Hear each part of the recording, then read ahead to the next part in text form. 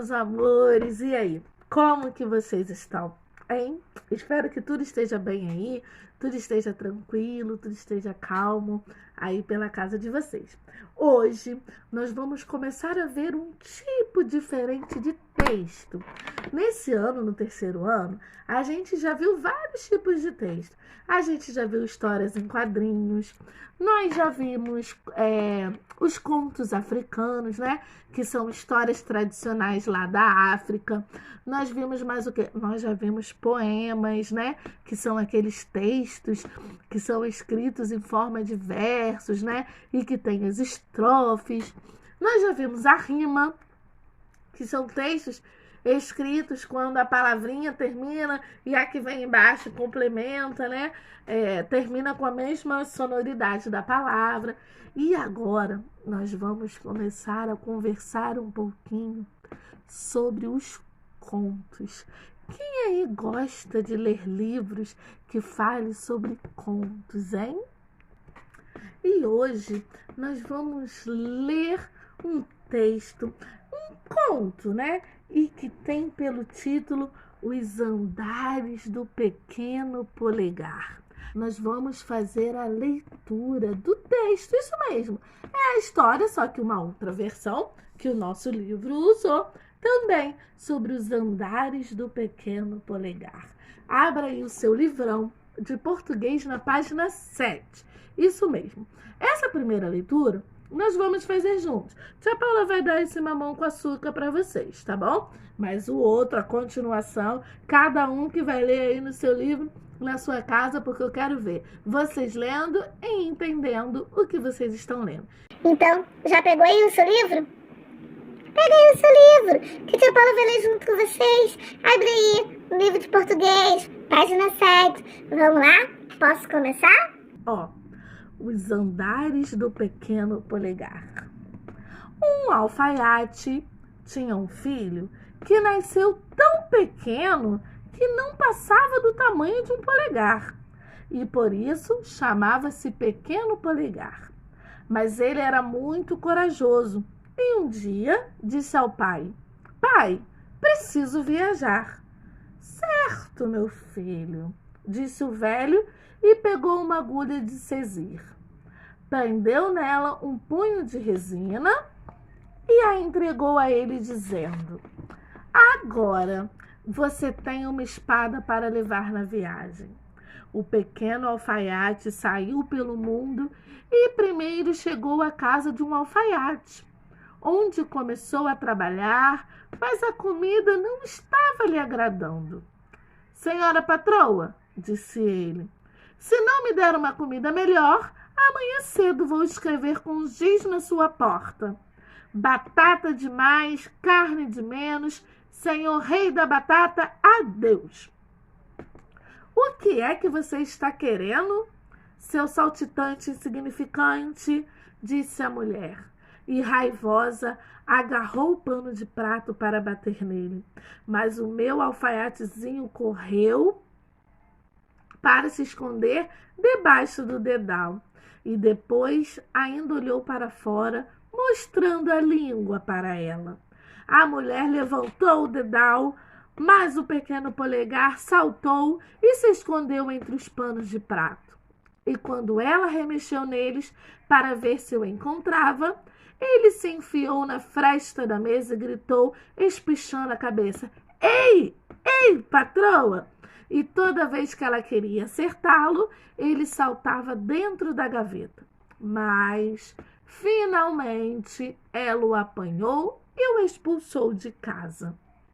O alfaiatezinho seguiu caminhando até chegar a uma grande floresta, onde deu com um bando de ladrões que estavam planejando roubar o tesouro do rei.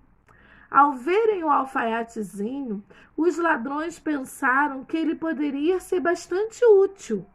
Então disseram-lhe que ele poderia ser um rapaz esforçado e que deveria seguir com eles, para entrar na sala do tesouro e jogar as moedas para o lado de fora.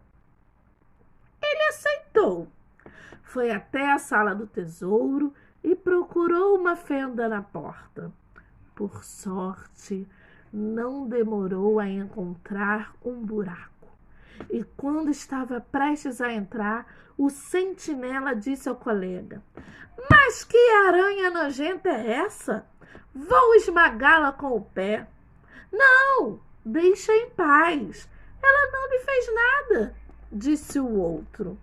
Assim, o pequeno polegar entrou na sala do tesouro, foi até a janela, diante da qual os ladrões estavam esperando, e começou a jogar uma moeda após a outra para eles. Quando o rei foi vistoriar seu tesouro, faltava muito dinheiro, mas ninguém conseguiu entender quem o havia roubado, porque todas as fechaduras estavam bem trancadas. O rei reforçou a guarda e, quando os vigias ouviram tintilar de moedas, entraram correndo para pegar o ladrão. O alfaiatezinho foi para um canto, escondeu-se debaixo de uma moeda e gritou: "Estou aqui!" Os vigias correram até lá, mas ao chegarem já estava em outro canto gritando: "Estou aqui!" Os vigias correram de volta, mas ele saltou para outro canto e gritou: "Estou aqui!" Assim, ele os fez de palhaço e levou adiante da correria até os vigias acabaram indo embora.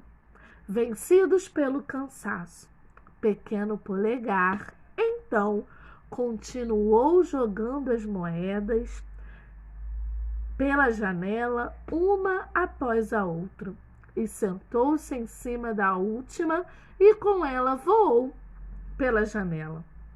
Os ladrões o elogiaram muito, dividiram o roubo entre eles e, se ele quisesse, o teria tornado o chefe do bando. Mas o alfaiatezinho não pôde pegar nada, além de uma moeda, por não conseguir carregar mais peso que isso. Assim, ele voltou a pôr o pé na estrada e, como seu ofício não estava rendendo muito, começou a trabalhar como criado numa estalagem. Mas as criadas não o suportavam e queriam lhe dar uma lição, porque sem que elas percebessem, ele via tudo o que elas faziam escondido e depois contava para o patrão.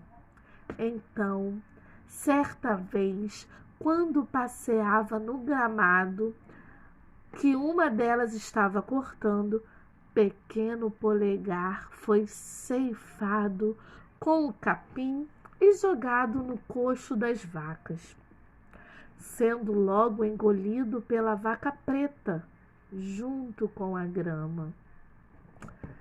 Que lição o pequeno polegar teve, não é mesmo? O que vocês acharam? Será que a história termina por aí? Ou temos mais histórias do pequeno polegar? Agora, aí no seu livro, nós temos a interpretação dessa primeira parte do texto.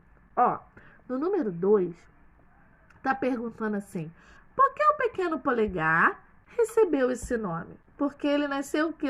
Pequititinho, do tamanho de um polegar. Olha aí pro seu polegar. Imagina uma criancinha desse tamaninho.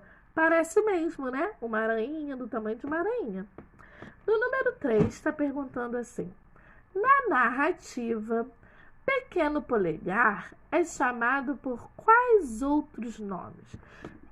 Além dele ser chamado de pequeno polegar, no texto ele é chamado de 2 nomes.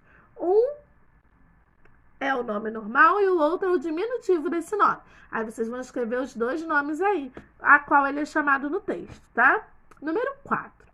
Que presente o pequeno polegar recebeu do pai antes de iniciar a sua jornada?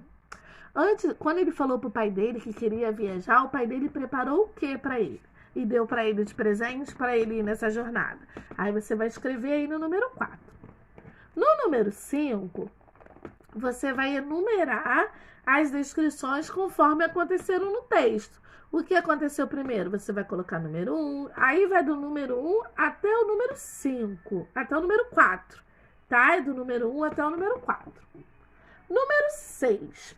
Sobre a estrutura do texto, responda as questões. Letra A. Quem são os personagens da história, além do pequeno polegar? Quem são os personagens da história? E na letra B, em que lugar se passa essa história? Se passa num lugar só ou em vários lugares? Ele estava onde? Depois ele foi para onde? Depois ele chegou e até onde? Aí você vai escrever aí. Letra C. Por quem a história é contada? Ela é contada pelo pequeno polegar, pela patroa ou por um narrador? Letra D. Que tipo de narrador conta essa história? É o narrador personagem que participa da história ou é o narrador apenas que está contando a história? Aí você vai marcar o X aí. Número 7. Assinale X nas alternativas corretas. Letra A. A que gênero pertence a narrativa Os Andares do Pequeno Polegar? A tia acabou de falar no início da nossa aula de hoje. É uma fábula, um conto ou uma lenda? O que é? Letra B. Qual é a finalidade desse gênero? É dar uma informação, igual o texto que a gente conheceu, das informações científicas, ou é apenas contar uma história? Você vai marcar aí com X. Olha só, terceiro ano. Aí, na página 12 e na página 13, tem o final da história dos Andares do Pequeno Polegar. Você vai ler, lembra que a tia Paula falou que ia ter uma parte que cada um ia ler no seu livro? Você vai ler o final dessa história aí, da página 12 e da página 13. E depois que você lê o final da história, você vai responder as questões do número 9 até o número 13, tá bom? Você vai ler o final da história e depois você vai responder do número 9 até o número 13. Qualquer dúvida, vocês mandam uma mensagem para a tia Paula, que a tia Paula auxilia vocês a fazerem as atividades, tá bom? Um beijo e até daqui a pouco.